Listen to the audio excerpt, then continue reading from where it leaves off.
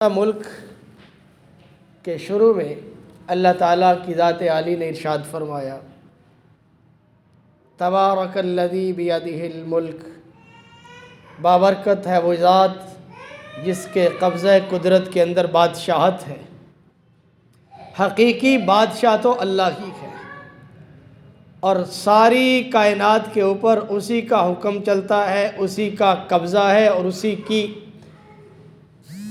ذات سارے سسٹم کو چلا رہی ہے۔ اللہ تعالیٰ نے اس سارے نظام کو بنانے کے بعد انسان کو دنیا میں مبعوث فرمایا اور ارشاد فرمایا، الذی خلق الموت والحیات لیبلوکم ایکم احسن عملا۔ وہ ذات جس نے موت کو اور حیات کو پیدا کیا۔ کیوں پیدا کیا؟ لیبلوکم، تاکہ تمہاری آزمائش کرے۔ آزمائش کس بات کی کرے؟ ایکم احسن عملا، تم میں سے کون عمدہ عمل لے کے آتا ہے، کس کا عمل اچھا ہے۔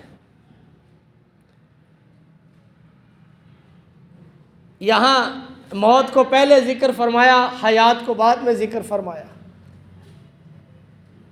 یعنی موت کا ہونا اس قدر یقینی ہے کہ بس یہ آ کے رہے گی، اس لیے موت کو پہلے ذکر فرمایا، اس کا استحضار رہے کہ میں نے یا رہنا نہیں، میں نے چلے جانا ہے۔ اور جب اس بات کا احساس دامنگیر ہو جائے، یہ بات دل و دماغ میں بیٹھ جائے کہ میں تو مسافر ہوں، کسی وقت بھی میرا یہاں سے جانا ٹھہر جائے گا، تو پھر وہ ٹھیک ٹھیک چلتا ہے، پھر وہ کسی کو تکلیف نہیں دے گا، پھر وہ ایکم احسن عملا، عمل اچھے کرے گا، پتہ ہے میں نے جا رہنا ہی نہیں ہے۔ جب یہ خوف دامنگیر نہیں ہوگا کہ میں نے یہاں سے جانا ہے، تو پھر یہ ہر ایک کو تکلیف پہنچائے گا، ہر ایک سے جہاں سے مال ملے گا اکٹھا کرے گا، کیونکہ اسے اتنا یقین ہی نہیں میں نے یہاں رہنا یا نہیں رہنا۔ اس لیے الذی خلق الموت، موت کو پہلے ذکر فرما دیا، جس نے موت کو والحیات اور زندگی کو پیدا کیا۔ جب مرنا یقینی ہے تو اب اس زندگی میں عمل عمدہ کرنے ہیں۔ اب میرا عمل عمدہ ہو جائے، میرا عمل اچھا ہو جائے، اور میرا عمل ایسا ہو کہ بارگاہ الہی میں مقبول ہو کر وہ مجھے ہمیشہ ہمیشہ کی آخرت کے اندر انعام و اکرام والا بنا دے، اس کا میں مستحق بن جاؤں۔ قربان جائیں، اللہ تعالیٰ نے یہاں مطالبہ کیا، ایکم احسن عملا، عمدہ عمل کون سا ہے؟ اور قرآن کریم فرقان حمید میں خود بتلا بھی دیا کہ کون سا عمل عمدہ ہے، احسن عمل کون سا ہے۔ فرمایا، وَمَنْ أَحْسَنُ قَوْلًا مِّمَّنْ دَعَا إِلَى اللَّهِ وَعَمِلَ صَالِحًا وَقَالَ إِنَّنِي مِنَ الْمُسْلِمِينَ۔ اس سے عمدہ عمل کسی کا نہیں، وَمَنْ أَحْسَنُ قَوْلًا، اس سے عمدہ عمل کسی کا نہیں، دعا الی اللہ، جو لوگوں کو اللہ کی طرف بلائے، جو اللہ کی طرف بلاتا ہے اس کا عمل سب سے عمدہ ہے۔ اللہ کہہ رہے ہیں کہ جو لوگوں کو اللہ کی طرف بلاتا ہے، دعوت دیتا ہے، اللہ کی طرف آ جاؤ، اللہ سے دوستی لگا لو، اپنے مالک و خالق کو پہچان کر اس سے تعلق مضبوط کر لو، ممن دعا الی اللہ، آ جاؤ اللہ کی طرف، اپنے حقیقی مالک سے چمٹ جاؤ، اس کے احکامات کے پابند بن جاؤ۔ اور صرف یہی نہیں کہتا کہ یہ کرو، وَعَامِلَ صَالِحًا، اور خود بھی عمل کرتا ہے، اچھے اعمال کرتا ہے، یہ عمل بھی کرتا ہے، لوگوں کو اللہ کی طرف بھی بلاتا ہے اور خود بھی اس پہ عمل کرتا ہے، اس پہ کاربند ہے۔ اور اس سارا کرنے کے بعد، اچھے اعمال کرنے کے بعد کہتا ہے وقال اننی من المسلمین، میں تو ایک عام مسلمانوں میں سے مسلمان ہوں، میں کوئی بڑا داعی نہیں ہوں، میں کوئی بڑا بزرگ نہیں ہوں، بڑا واعظ نہیں ہوں، میں تو ایک عام مسلمان ہوں۔ یعنی سارا کچھ کرنے کے باوجود اپنے آپ کو کچھ نہ سمجھے، اپنے آپ کو بڑا نہ سمجھے، اپنے آپ کو یوں ہی سمجھے کہ یہ محض اللہ کا فضل ہے، جو یہ نیک عمل ہو گیا، جو یہ اللہ کی طرف بلاوے کے لیے میں نے دعوت کا کام کیا، تبلیغ میں چلا گیا، اذان دے کے لوگوں کو بلا لیا، کسی طریقے سے اللہ کی طرف بلا لیا اور اچھا عمل کیا، اس کے بعد کرنے کے بعد کہتا میں تو ایک عام مسلمانوں میں سے ہوں، پھر یہ اللہ کی بارگاہ میں مقبول ہے۔ اور اسی اچھے عمل کا اللہ نے مطالبہ کیا ہے کہ عمدہ عمل لے کے آؤ میری بارگاہ میں، عمل وہ لے کے آؤ جو احسن ہو۔ اور احسن عربی میں کہتے ہیں، جیسے انگلش میں سپرلیٹو ڈگری ہے، ایسے عربی میں اس میں تفضیل آتا ہے، احسن، افضل، اجمل، اکرم، یہ الفاظ ہیں جن کے اندر مبالغہ پایا جاتا ہے کہ سب سے عمدہ عمل، یعنی اس سے بڑا عمدہ عمل کوئی نہیں۔ تو اللہ کہہ رہے ہیں عمدہ عمل لے کے آؤ، مطالبہ کر رہے ہیں عمدہ عمل کا، اور عمدہ عمل بتلایا کہ عمدہ عمل یہ ہے کہ لوگوں کو میرے ساتھ جوڑو، لوگوں کا تعلق میرے ساتھ قائم کرو، میرے ساتھ لوگوں کا تعلق جوڑو۔ اس لیے میری زندگی کا حاصل یہ ہو کہ میں لوگوں کو اللہ سے جوڑنے والا بنوں، لوگوں کو اللہ سے توڑنے والا نہ بنوں، کبھی کسی کو مایوس نہ کروں، اپنے اللہ سے کوئی مایوس نہ ہو۔ حالات بدلتے رہتے ہیں، تلک الایام نداولها بین الناس، لوگوں کے درمیان حالات بدلتے رہتے ہیں، ایام بدلتے رہتے ہیں۔ تو ایام کا بدلنا، حالات ایک جیسے نہیں رہتے، کبھی تندرستی ہے تو کبھی بیماری آ گئی، کبھی مال کی فراوانی ہے تو کبھی مال کی کمی آ گئی، اور کبھی موسم بہار ہے تو کبھی خزاں آ گئی۔ یہ سلسلہ چلتا رہے گا زندگی میں، یہاں دوام نہیں ہے۔ آپ چلیں، چلتے ہوئے زمین ہمیشہ ہموار نہیں ملے گی، کبھی اونچی آ جائے گی، کبھی نیچی آ جائے گی۔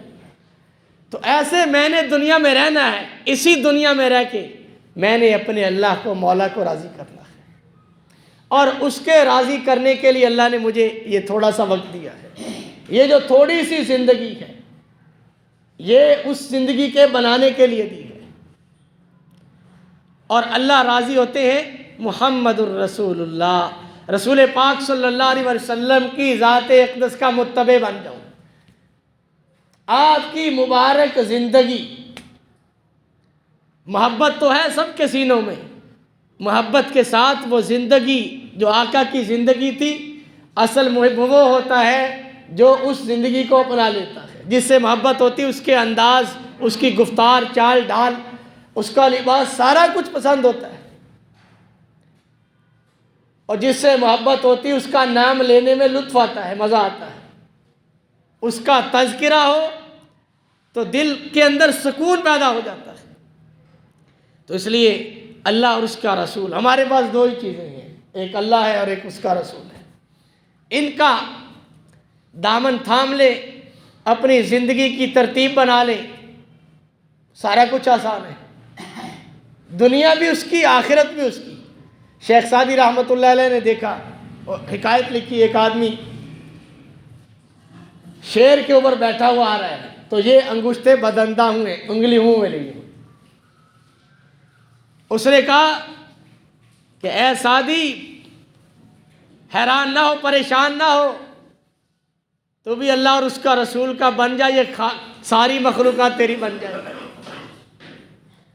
مسئلہ تو ہمارے اندر ہے، جب دوستی لگی نہیں تو آگے کیسے مخلوقات آتے ہو؟ جب دوستی لگ جاتی ہے، یارانہ لگ جاتا ہے، تو مالک اعلان کر دیتا ہے پوری مخلوقات میں، فلاں ابن فلاں، اس سے اللہ محبت کرتے ہیں، تم بھی اس سے محبت کرو۔ پھر ساری مخلوقات میں محبت تقسیم کر دی جاتی ہے، پھر یہ ساری دیکھتے نہیں اللہ والوں کے پاس کون سی دولت ہوتی ہے، لوگ کھنچے چلے جاتے ہیں، کوئی سلام لے رہا ہے، کوئی کہہ رہا ہے حضرت جی دعا کر دیں، کوئی کچھ، کوئی آگے پیچھے لوگ پھرتے ہیں۔ ان کے اندر ایک محبت ہے، اس محبت کی کشش ہے کہ مخلوقات کھنچی چلی آتی ہے، انسان بھی اور جنات بھی۔ حالانکہ اللہ والے کوئی بڑے عامل نہیں ہوتے، وہ عملیات کرنے والے ہوں، لیکن اللہ ان کی محبت ساری مخلوقات میں تقسیم کر دیتے ہیں، اور یہ جنات بھی پھر ان کے تابع بن جاتے ہیں، یہ بھی ان کی مجالس میں آ کے بیٹھتے ہیں۔ اور جیسے انسان ان سے فیض یاب ہوتے ہیں، ایسے جنات بھی ان سے فیض یاب ہوتے ہیں۔ تو اللہ تعالیٰ کا مطالبہ ہے کہ عمدہ عمل لے کے آؤ، اور یہ زندگی دی اس لیے ہے تاکہ تمہاری آزمائش کرے کہ تم میں سے عمدہ عمل لے کر کون آتا ہے۔ اب عمدہ عمل کا مطالبہ ہے، عمدہ عمل بھی اللہ نے خود بتلا دیا ہے۔ کیوں جی، پیپر ہو اور پیپر میں کہہ دیا جائے کہ یہ سوال حل کر لو، اس کی تیاری کر لو، تو کوئی مشکل کام ہے؟ مالک نے وہ بھی بتا دیا کہ یہ عمدہ عمل ہے۔ وَمَنْ أَحْسَنُ قَوْلًا مِّمَّنْ دَعَا إِلَى اللَّهِ، اس سے عمدہ بات کسی کی نہیں جو لوگوں کو اللہ کی طرف بلائے۔ تو لوگوں کو جہاں جائیں وہاں اللہ اور اس کے رسول کی دعوت، یہ ہمیں دامنگیر ہو جائے۔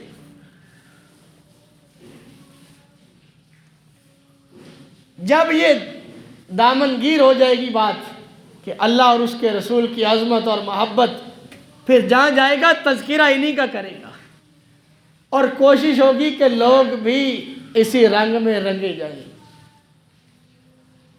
جس کے پاس جو دولت ہوتی ہے وہ وہی تقسیم کرتا ہے،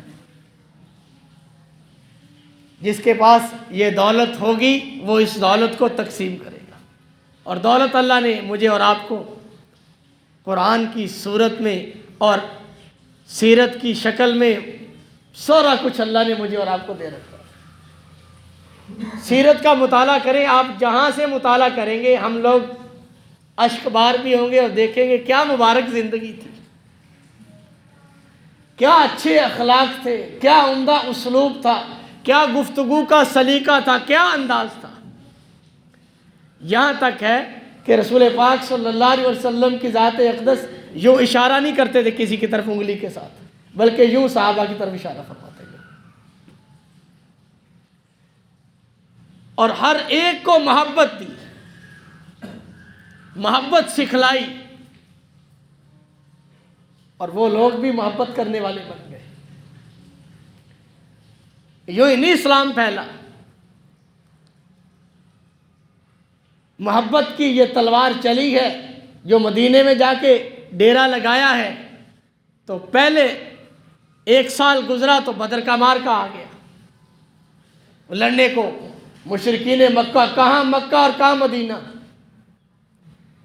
وہاں بھی چین لینے نہیں دے رہے، وہاں بھی آ کے لڑنے کے لیے تیار ہیں، یا مر جائیں گے یا مار دیں گے، حالانکہ کسی کو کچھ نہیں کہا، ایک کلمے کی دعوت دی ہے، لا الہ الا اللہ محمد الرسول اللہ۔ اس میں اتنی طاقت اللہ نے رکھی، اور اس زمانے کے مشرک سمجھتے تھے لا الہ الا اللہ محمد الرسول اللہ کیا ہے، اس کی ضرب لگی ہے۔ وہ لوگ جو کہہ رہے تھے آپ صادق ہیں، آپ امین ہیں، امانتیں رکھ رہے، فیصلے کروا رہے، وہ ایک کلمے کی وجہ سے دشمن بن کے جان۔ اس بات پہ میں تنہائیوں میں بیٹھ کے غور کروں، آخر اس کلمے میں کیا ایسی بات تھی کہ وہی اپنے خاندان کے لوگ، وہی دوسرے قبیلوں والے جو امانتیں رکھ رہے ہیں، امانتیں تب بھی موجود ہیں جب میرے آقا علیہ السلام ہجرت کر رہے ہیں، 100 لوگ تلواریں لے کے باہر کھڑے ہیں کہ نعوذ باللہ من ذالک آج ہم قتل کر دیں گے، اور امانتیں ان کی بڑی ہوئی ہیں۔ قربان جائے، ایسا بھی کوئی کائنات میں نہیں ملے گا۔ ادھر یہ ہے کہ ابھی قتل کر دیں گے، ادھر غم یہ ہے کہ ان کی امانتیں ان کے سپرد کر دیں۔ علی رضی اللہ عنہ کو وصیت ہے، اور یہ علی یہ فلاں فلاں امانتیں ہیں، فلاں فلاں لوگوں کی ہیں، یہ ان کے سپرد کر دیں۔ اور اتنا اللہ کی ذات علی کا یقین ہے، کہہ رہے کہ اے علی یہ لوگوں کو دیکھ کے مدینے آ جانا، اتنا یقین اللہ کی ذات علی پہ۔ یہ یقین بھی اصل میں رسول پاک صلی اللہ علیہ وسلم کی ذات اقدس نے سکھایا ہے، یوں یقین کیا جاتا ہے اپنے مالک پہ۔ یہ امانتیں ہیں، یہ امانتیں دے کے مدینے آ جانا۔ باہر تو 100 لوگ تلوار لے کے کھڑے ہوئے ہیں، اور ہم گھر میں ہوں تو باہر کوئی ایک ہی کھڑا ہو تو ہمیں تو تھڑتھلی پڑی ہوتی، پتہ نہیں کیا بنے گا، پولیس کو فون کر دو، یہ کر دو۔ اور ادھر 100 لوگ تلواریں لے کے اس زمانے کا اسلحہ لے کے کھڑے ہوئے، اور ادھر اے علی یہ امانتیں ان کی سپرد کر کے مدینے آ جانا۔ کیا یقین ہے! آج مجھے اور آپ کو اللہ ہمیں معاف فرما دے، اتنا یقین نہیں کہ نماز کی وجہ سے اللہ ہمیں روزی دے گا، نماز کی وجہ سے روزی ملے گی۔ حضرت مولانا یوسف صاحب رحمۃ اللہ علیہ فرمایا کرتے تھے کہ جس مسلمان کو 2 وقت کی روٹی کا نماز پہ یقین نہیں، وہ جنت کا یقین کیسے کیے بیٹھا ہے کہ نماز کے ذریعے سے جنت ملے گی، یہ کیسے یقین کر لیا؟ تو یقین کا ذوف نکل جائے، ہر حال میں میرا اللہ مجھے پالے گا، میرا سارا بندوبست، میری ساری ضروریات میرے اللہ کے ذمے ہیں۔ یہ میرے ذمے نہیں ہے جو میں نے ذمے لے رکھی ہیں، میرے ذمے تو مالک کو خوش کرنا ہے، مالک کو راضی کرنا ہے۔ جو میرے ذمے ہے میں وہ کام کروں، جو مالک کے ذمے وہ اپنا کام خود کرے گا۔ بعض لوگ معیشت کے بارے میں بڑا ڈراتے ہیں، ڈرنے کی کوئی بات نہیں۔ یا آپ آج سے 40-50 سال پیچھے چلے جائیں، یہی ایکڑ تھے زمینوں کے، 20 من 15 من ایکڑ سے گندم نکلتی تھی، اور جیسے آبادی بڑھ رہی میرا اللہ اس کے اندر اضافہ کر رہا ہے۔ پتہ ہے بھی میں نہیں بھیجے ہیں، بھیجنے والا بھی تو وہ ہے نا۔ لوگ کہتے ہیں لو جی انہیں بچے بہت ہو گئے جی، بس کرو ہن، حالات بڑے ہیں جی، انہوں دی پرورش ہے جی۔ یوں کنسیپٹ یوں بنا ہوا ہے کہ بھیجنے والا کوئی اور ہے اور دینے والا کوئی اور ہے، روزی کوئی اور دے گا۔ جو بھیجنے والا اس کو پتہ ہے روزی اس کے ذمے ہے، جب بھیجنے والے کے ذمے ہے تو تمہیں پریشان ہونے کی ضرورت کیا ہے؟ ہاں، ان کی تربیت اچھی کرنا، ان کو تعلیم اچھی دلوانا، اس کے لیے فکر مند ہو سکتے ہیں، لیکن ان کی روزی روٹی کا مسئلہ میرے ذمے ہے نہیں، وہ مالک کے ذمے، وہ خود بخود ان کا انتظام کرے گا۔ تو آج کی گفتگو کا حاصل خلاصہ کلام کہ اللہ تعالیٰ نے سورہ ملک کے شروع میں فرمایا الذی خلق الموت والحیات لیبلوکم ایکم احسن عملا، بابرکت ہے وہ ذات جس نے موت اور زندگی کو پیدا کیا۔ کیوں پیدا کیا؟ لیبلوکم ایکم احسن عملا، تاکہ آزمائش کرے تم میں سے عمدہ عمل لے کے کون آتا ہے۔ دوسری جگہ فرمایا ومن احسن قولا ممن دعا الی اللہ، اس سے عمدہ عمل، اس سے عمدہ بات کسی کی نہیں جو لوگوں کو اللہ کی طرف بلائے۔ وعامل صالحا، اور خود نیک عمل کرے، اور نیک عمل کرنے کے بعد اپنے آپ کو بڑا نہ سمجھے، اپنے آپ کو مبلغ اعظم نہ سمجھے، بڑا خطیب اور بڑا مقرر نہ سمجھے، بلکہ یوں سمجھے وقال اننی من المسلمین، میں تو ایک عام مسلمانوں میں سے ایک مسلمان ہوں، عام مسلمانوں میں سے ایک مسلمان ہوں۔ مولانا الیاس صاحب رحمۃ اللہ علیہ عجیب بات مرد کلندر فرمایا کرتے تھے کہ گرے پڑے مسلمانوں کو عظمت کی نگاہ سے دیکھنے کی مشق کیا کرو۔ یہ جملہ یاد کر لیں، گرے پڑے لوگوں کو عظمت کی نگاہ سے دیکھنے کی مشق کیا کرو کہ یہ بڑے عظیم لوگ ہیں۔ جب لوگوں کی عظمت آئے گی تو اپنی عظمت نکل جائے گی۔ آج تو لوگوں کو ہم دیکھتے ہیں اس نگاہ سے بھی یہ بالکل حقیر ہیں، یہ کمزور ہیں، اور ہم بڑے تگڑے ہیں، ہم ہر اعتبار سے ہم تو نمازی ہیں، ہم تو حاجی ہیں، ہم تو بڑے مال خرچ کرنے والے ہیں۔ ہم تو تہجد بھی پڑھتے ہیں، تو قرآن کی تلاوت کرتے ہیں، ہم بڑا ذکر کرنے والے، بھئی ہم کچھ بھی نہیں۔ وقال اننی من المسلمین، سارے اعمال کرنے کے بعد اے اللہ میں کچھ نہیں، یہ سارا تیری توفیق سے ہوا، میں تو کمزور مسلمان۔ کیوں جی، کوشش کریں گے نا جی۔ اللہ تعالیٰ ہم سب کو عمل کی توفیق نصیب فرمائے۔ وآخر دعوانا ان الحمدللہ۔